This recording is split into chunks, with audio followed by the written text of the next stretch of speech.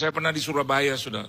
Ketika saya mau naik ke atas panggung, Tuhan bilang sama saya, nanti setelah ibadah kamu harus panggil seorang wanita yang hari ini punya penyakit kulit akut.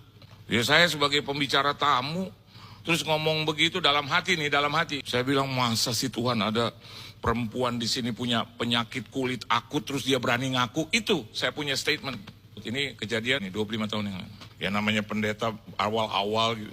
Jadi saya ngomong cepat. Di sini ada seorang wanita yang punya penyakit kulit, kalau dia ada maju ke depan. Lo terserah deh, lo mau ngerti atau enggak terserah. Karena waktu saya tidak mau ucapkan, lidah saya keluh. Nggak bisa ngomong. Nah ini Oma sebagai gembala sidang lihat itu. Dia begini, oh haleluya, ini gereja Pantekosta Pak.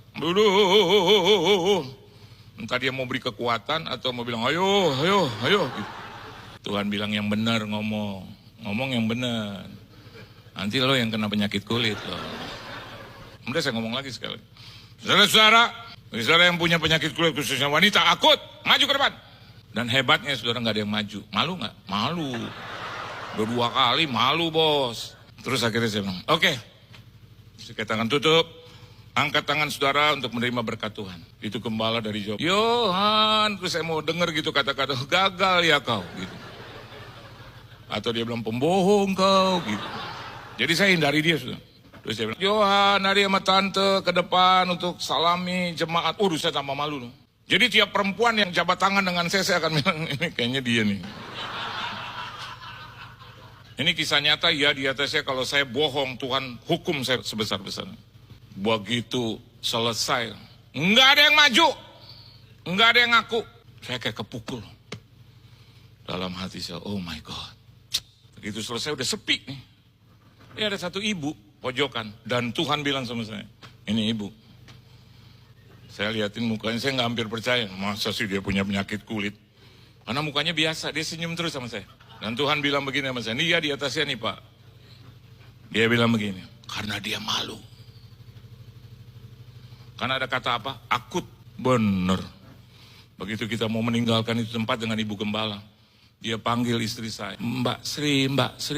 Istri saya bilang, Mbak, jeneng kabeh lho kena kore. Jeneng kore cetok kapal, kena jeneng ketok. Saya bilang, Ma yuk. Enggak pas sebentar. Karena istri saya gini. Terus gini, Mbak toh. Pas ini ibunya yang punya penyakit kulit. Dia bilang, Pak Johan, ampuni saya Pak. Jeneng ada Gusti. Saya bilang, masih saya terjemahin. Dia bilang dia malu persis sama. Terus dia angkat, dia punya kainnya. Dia buka. Sekucur badannya penuh dengan, maaf kata, sampai nanah di sini. Saya lihat itu luka darah nanah Tuhan Yesus. Saya lihat gini, aduh, itu terbelah-belah. Basah. Dia hanya bilang doakan nih. Ya di atasnya nih. Saya pegang dia punya kepala, saya peluk dia. Tuhan, orang ini yang tadi. Tapi kuasamu pasti sama. Sembuhkan dia Tuhan. Dalam nama Yesus, dalam nama Tuhan Yesus. Bahwa dia nangis. Udah selesai. Beberapa tahun kemudian, saya kembali lagi di gereja yang lain. Dan dia temui istri saya, dia peluk istri saya. Dia kasih lihat dari kainnya. Pak kering. Itu kering sekering-keringnya. Dari situ saya bilang, betul. Tuhan bisa bicara dengan kita.